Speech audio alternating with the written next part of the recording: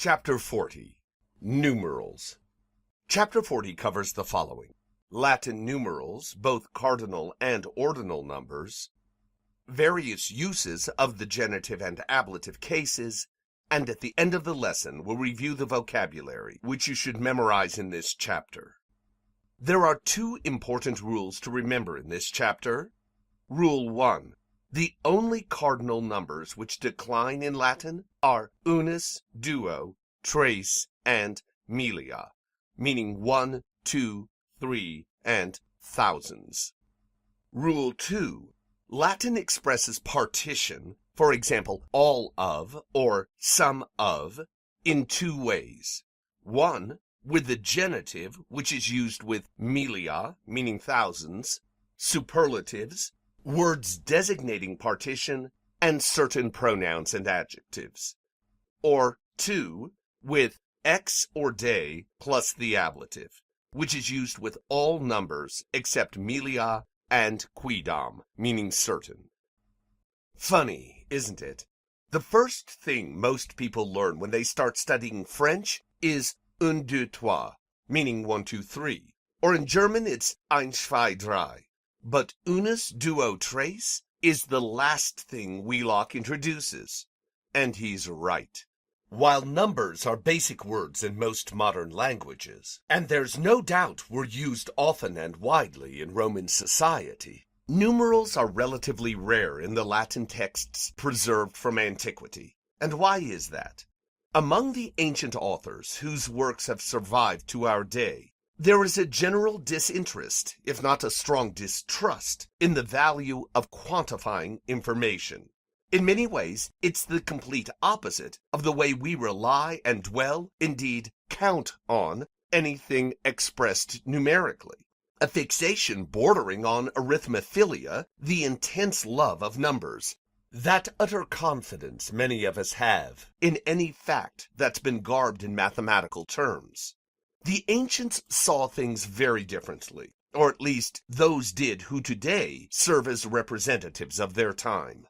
Most Roman authors were aristocrats of some sort, and even those who weren't born into the upper classes were writing almost exclusively for a rich and leisured readership. Who else could afford the time and expense it took to peruse literature in those days? And ironically, although the monies in their bank accounts numbered into the millions, those very wealthy ancient nobles disdained counting as such. To them, economics and finance were mundane, middle-class business, not the sort of pursuit that well-bred people pursue. Don't believe me?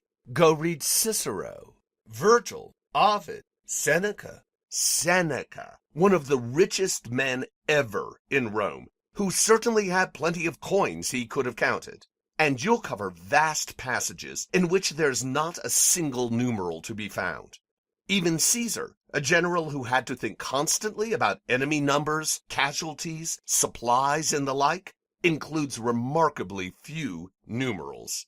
Which is not to say numbers are completely absent from his commentaries. Indeed, he includes far more than you'll find in any work by the more stylish and sophisticated historian Tacitus. But you will also find far fewer numbers as such than anyone would expect from a general. Certainly no one in the Pentagon today could get away with including so little math. There is, however, one exception, not from Latin literature, but Greek. Herodotus, the first and only major classical historian who clearly came from the middle class and all but definitely wrote for the same. His histories, by comparison, are full of accounts and figures, prices and numbers. For instance, his infamous calculation of the total number of Persians led by Xerxes into Greece during the Second Persian War: 5,283,220. An estimation which was, and sometimes still is, mocked as absurd. To many, a feeble reach for precision in a context where the data are too unreliable to support any such detailed conclusion. Uncertainty, it must be acknowledged, goes both ways, of course. It's equally impossible to affirm that Herodotus is wrong. a fact made all the more poignant when we remember that other absurdities in the histories, like the giant canal he says Xerxes built in Thessaly, once roundly denounced as a fiction, has been found by modern archaeologists. I digress. The point is, those in antiquity, with the power to exalt some works and censure others, saw numbers as less important than philosophy, for instance, or fate, character, religious belief, even love. Those were to them matters suitable for gentlemen to discuss. And that's why, at the end of this class, in the very last chapter of Wheelock's textbook, we will finally learn 1, 2, 3. Numerals such as those are called cardinal numbers. To read the authors whose works you are most likely to study in the wake of this course, you need to know only the numbers 1 through 10, 20, 100, 1000, and 2000 and up. These are the only numerals you're likely to encounter, and therefore the only ones worth memorizing. Even if you should run into any of the others, and that would be very less vivid, it's no great effort to decrypt them. So let's start at the beginning. The very beginning. A very good place to start. When you count, you begin with unus. 1. Unus a which you already know. Wheelock introduced unus way back in chapter 9, where you learned it has two irregular forms, a genitive unius and a dative uni. And remember this? While there aren't singulars for 2, 3, and so on, there is a plural for one, uni, meaning ones, that is, individuals. Its successor is duo, the Latin for two, here fully declined in the plural only, of course. The O ending in the masculine and neuter nominative and neuter accusative is an artifact of a whole separate grammatical number. Yes, number, like singular or plural, a whole separate number that once existed in Proto-Indo-European. That's right. PIE had three, count 'em, 3 numbers, singular, dual, and plural, as in, I'm going, singular, the two of us are going, dual, and they, being 3 or more, are going, plural. A fully operative dual with distinct noun and verb endings is still visible in Sanskrit, the ancient Indo-European language of India.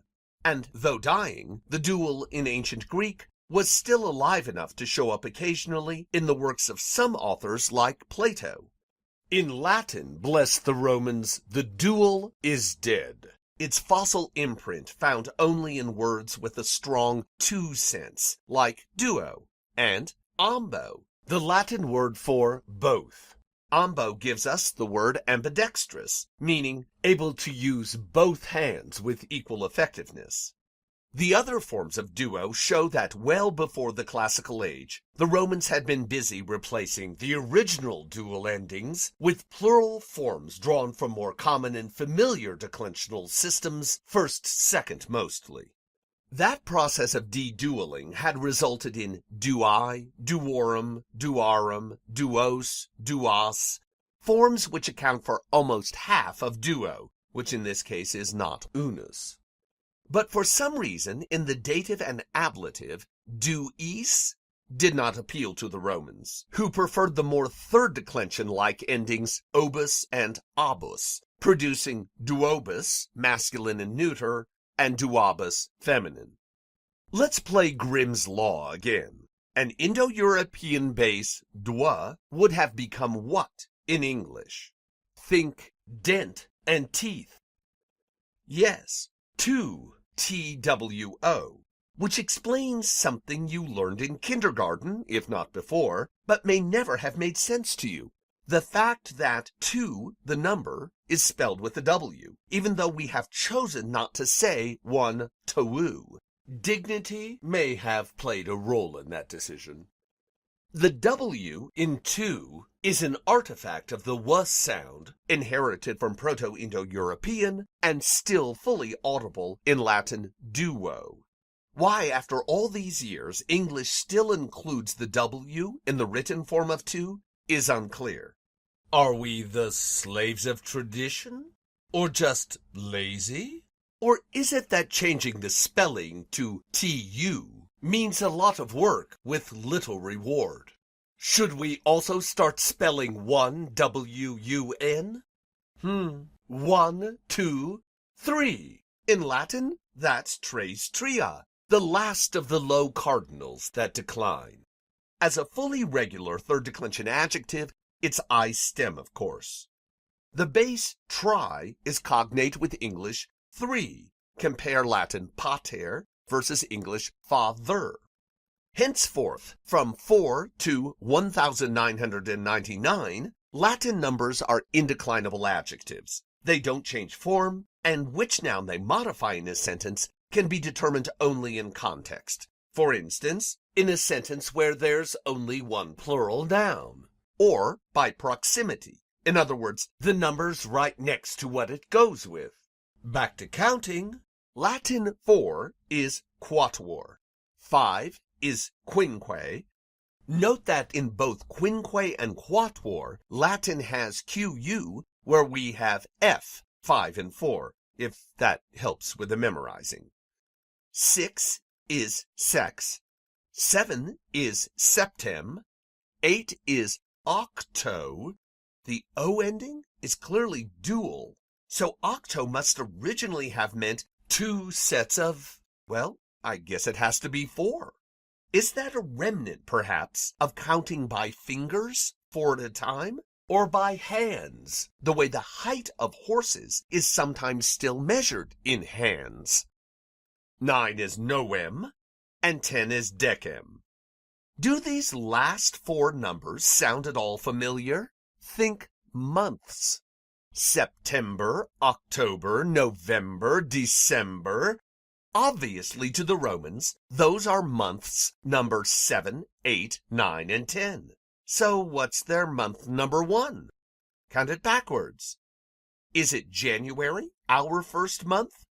No, it's March, the month the Romans named after Mars, their god of war.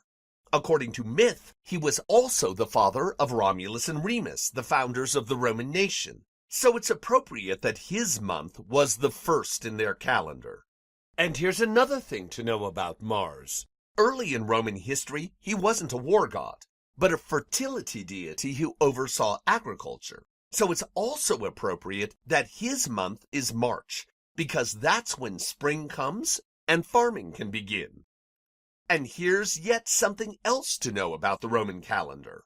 Until the beginning of the Roman Empire in the 1st century, the 5th and 6th months were called quintilis or quinctilis and sextilis, meaning 5th and 6th.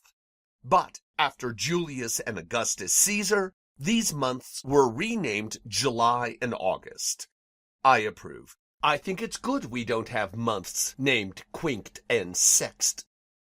The Latin numbers for 11 through 19 are listed in Wheelock on page 384, but you're not required to know them for this class. 20 is Viginti. Please learn that number. 21 is Viginti unis, or unis et Viginti. You don't need to know that. The next number you need to memorize is centum, meaning 100. 101 is centum unis, but don't worry about that. The next and last number you need to know is mille, meaning 1,000, and its plural, millia, millium, thousands. The singular of mille doesn't decline, just like all numbers from 4 to 1,000, but the plural millia, thousands, does. So in Latin, declining begins again at 2,000. Millia is a regular third declension neuter noun, except that it's I stem. Mille and millia are often paired with the genitive plural of the Latin word for pace or step, passus passus, fourth declension masculine, creating mille or millia passuum, which means mile or miles, an English derivative of this phrase. So, for instance, Tria milia passuum means 3 miles. Besides cardinal numbers like 1, 2, 3, Latin also has ordinal numbers like first, second, third. Ordinals represent the order or rank of something, whereas cardinals, the term comes from the Latin word cardo cardinus, meaning hinge, the implication being the thing on which everything hinges or depends. Cardinal numbers are thus the fundamental, chief, or principal means of calculating amounts. In other words, the basic numbers used in counting. Ordinals, conversely, show the standing or rank of something. English has inherited so many derivatives from Latin ordinals that I could make the argument you already know them. And my first piece of evidence to prove that is primus a the first Latin ordinal, so it means first. Primus has given us words like prime, primal, primate, and primitive, all words which share a sense of first, early, or basic. We've in fact encountered primus back in chapter 27 when you studied the irregular comparison of adjectives. There primus served as the superlative of pro, meaning forward, prior, meaning former, making primus literally the foremost, the first. Indeed, English first is actually cognate with primus, F for P, as you'd expect from Grimm's Law, plus the superlative affix st, literally be foremost. Second is secundus a that shouldn't be too hard to memorize, giving us words like second, secondary, and secondly. Secundus is obviously unrelated to duo. Instead, it comes from the same basis sequor, the Latin verb for follow. So it literally means the following, that is, the thing following the first. But secundus had a secondary connotation in Latin, favorable. If a good omen was followed by another good omen, thus reinforcing the god's positive message, the Romans saw it as supporting or confirming the first. From that we inherited a second sense attached to secundus, which is seen in our verb to second, as in to second a motion presented in a formal meeting, to support it. Third is tertius a from which we get tertiary, meaning of or belonging to the third rank. Not very helpful in remembering the Latin, huh? Oh well, just memorize it then. Moving on, we next find quartus a meaning fourth. Lots of good derivatives here. Quart, quarter, quartet, quartile. The Latin word for fifth, quintus a also produces its share of derivatives. Quintet, quintuplet, one of 5 twin babies. Quintessence. Quintessence means the perfect form of something, a reference to the ancient belief that there was a perfect fifth element beyond the basic 4, water, earth, air, and fire. Quintessence was the property of this magical substance from which celestial bodies were purportedly composed. Sixth is sextus a producing in English sextet, sextuplet, 6 babies, oy, that's gotta hurt, and sextant. A sextant is an old instrument used by sailors to determine the location of a ship by measuring the position of stars and other celestial bodies. It's named for its essential and most obvious part, the sixth of a circle, as can be seen at the bottom of this slide. Septimus a means 7th. Octavus a means 8th. From that we get octave and Octavian, a Roman-based name originally the 8th child born into a family. 9th is nonus a and 10th is decimus a from which we derive our words decimal and decimate. Originally, decimate was a reference to the Roman military practice of killing 1/10 of the soldiers in an army unit if there was even the hint of mutiny or desertion. Those soldiers to be slain were selected not because of any infraction they may have committed, but merely by lot. In other words, if you tried to rebel or run away from your duty, you could get your innocent friend killed. There were notably few mutinies in Rome. Eventually, the brutality of this custom led to the misuse of its term, which later came to mean widespread, that is, far more than 1/10, destruction. And since we're on the subject of brutality, you are responsible for knowing 1st through 10th in Latin. Wheelock lists those ordinals on page 384. Before leaving this subject, there are two important things worth noting about ordinals. First, they're all first-second declension and all perfectly regular. Second, see the T affix, which the majority of Latin ordinals sport? The cardinal quinque, 5, for instance, becomes the ordinal quintus, 5th. Sex, meaning 6, turns into sextus, 6th. Now look at the same pattern in English, where we add th, 4th, 5th, 6th, and so on. This pattern also follows Grimm's law, which says T will become TH, as in pater and father. To wrap up Latin grammar and end this course, we need to address two cases, the genitive and the ablative, in their various and manifold uses. Let's begin with the genitive, and one of its most widely seen applications, the partitive genitive, which is also called the genitive of the whole.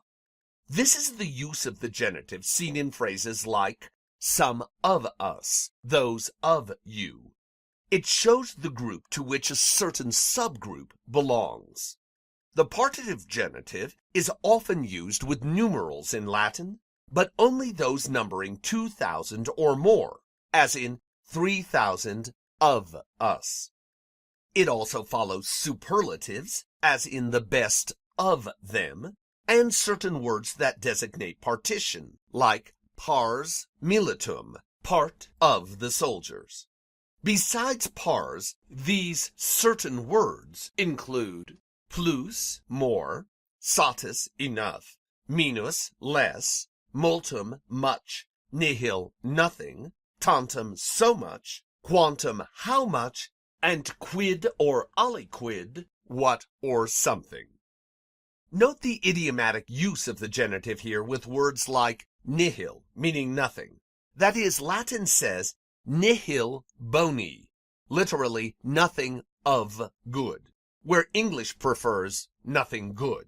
Likewise, Latin says multum pecuniae, much of money, where we would say much money, and aliquid temporis, something of time, as opposed to the more natural English sometime. This proclivity toward the partitive genitive was passed on to Latin's daughter languages, French for instance, which says un peu de lait, literally a little of milk, meaning a little milk. But the Romans also leaned the other direction sometimes. For instance, the Latin equivalents of some English words which call for partitive genitives demanded other sorts of constructions. For example, all numbers up to 2,000 in Latin, as well as the pronoun quidam, meaning certain, are followed by ex or de plus the ablative, to wit, sex de quibus, meaning 6 of, literally from, the citizens, or quidam ex eis, meaning certain of, literally from them. Besides the partitive genitive, there are other uses of this case we need to mention before dubbing you fully Latin competent. Wheelock doesn't discuss these uses of the genitive in the main part of his textbook, but he does include them in the supplementary syntax on page 374. The first is the genitive of material, which is best translated by of or made of in English. This is the of that indicates what something consists of, that is, its content, as in poculum auri, meaning a goblet of or made of gold. Next is the genitive of description, equivalent to of or having in English. This genitive describes someone or something. For instance, vir gloriae honorisque, meaning a man of or having renown and distinction. And finally, the objective genitive, a usage we addressed briefly way back in Chapter 11 when we examined the difference between, for instance, nostrum, of us, the partitive genitive, versus nostri, used mainly as an objective genitive. Now it's time to formalize that lesson. The objective genitive depends on a noun which has a verbal sense inside it, such as love, in the phrase love of wisdom. In Latin, that would be amor sapientiae. The action innate in the noun love can predicate an object, what's being loved, but that object isn't expressed in the accusative the way it is with a regular verb. Rather, an objective genitive is used, like of wisdom. In other words, in we love wisdom, wisdom is accusative because it's the object of love, here a verb. But in love of wisdom, love is now a noun, and so its object is in the genitive, the objective genitive. And to end the grammar in this chapter, in this course, in all of first year Latin, let's look at some uses of the ablative we haven't addressed directly, though Wheelock's included some of them in his sentences. You'll find these uses, along with several examples of each in Latin, on pages 376 and 377 of the supplementary syntax.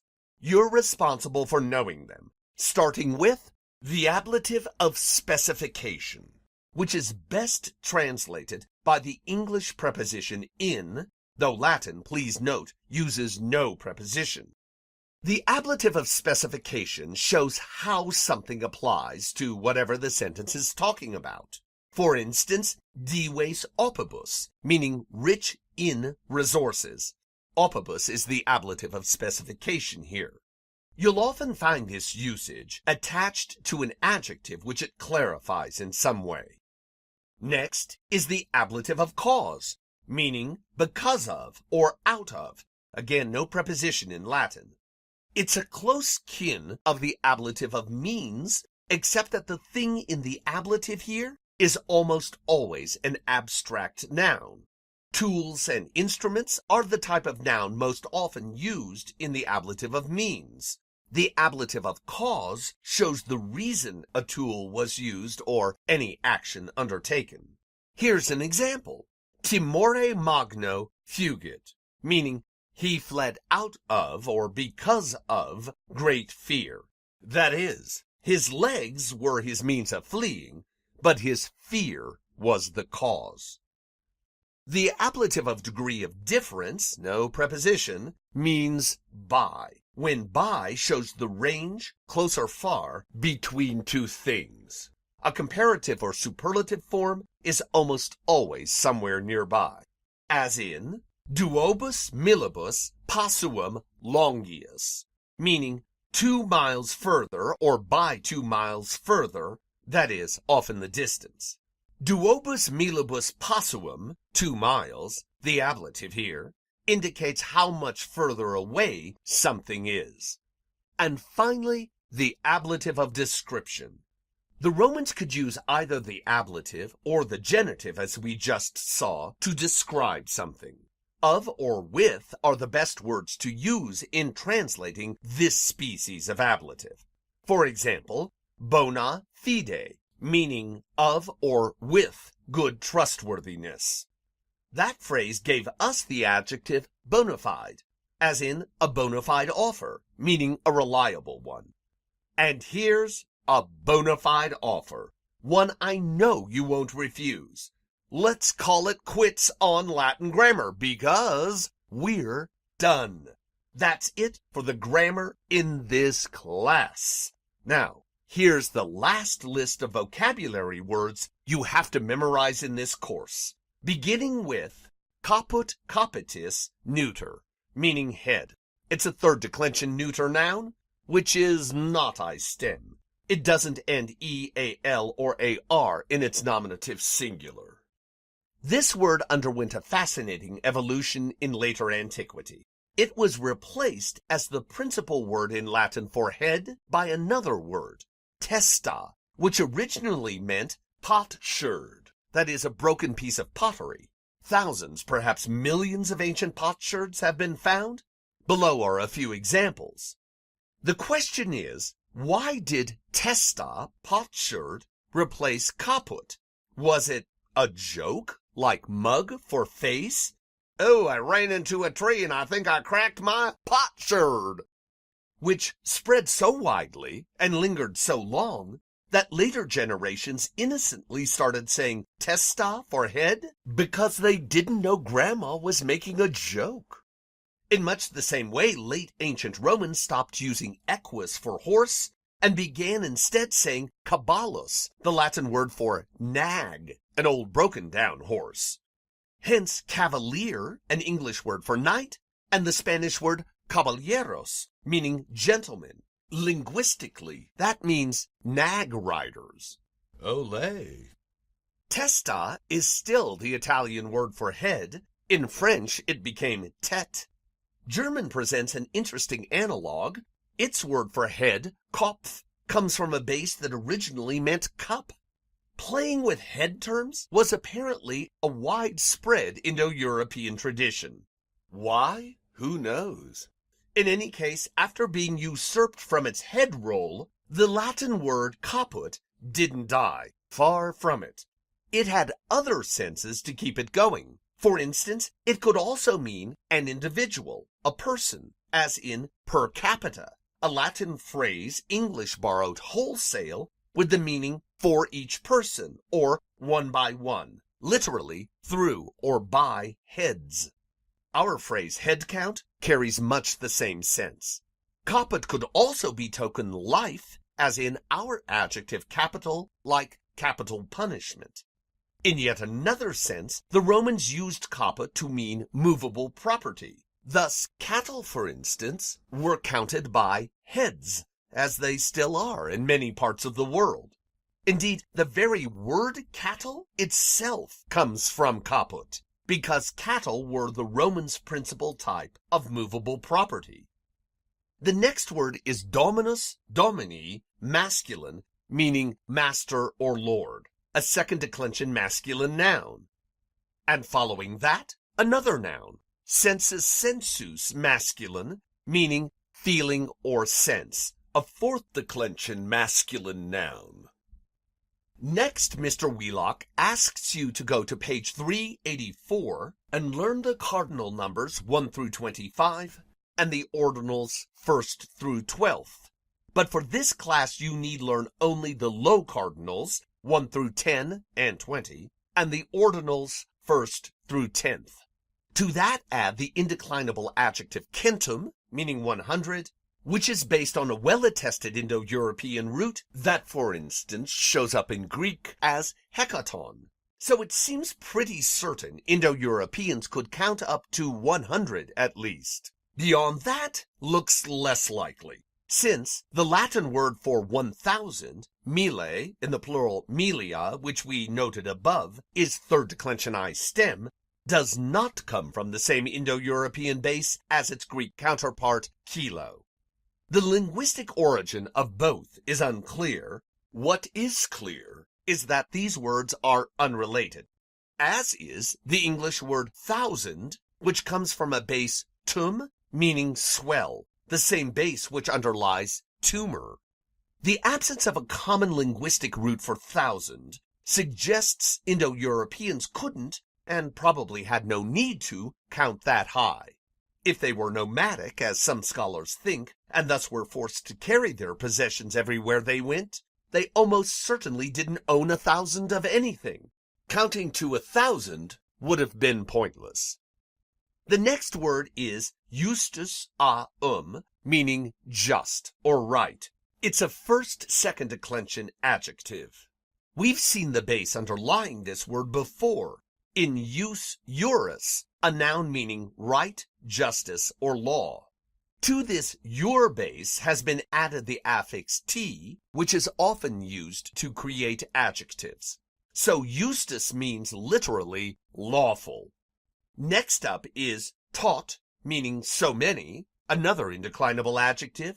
Add this one to the sign words you learned in chapter 29, which can introduce result clauses. Tom, talus, tantus, ita, and seek.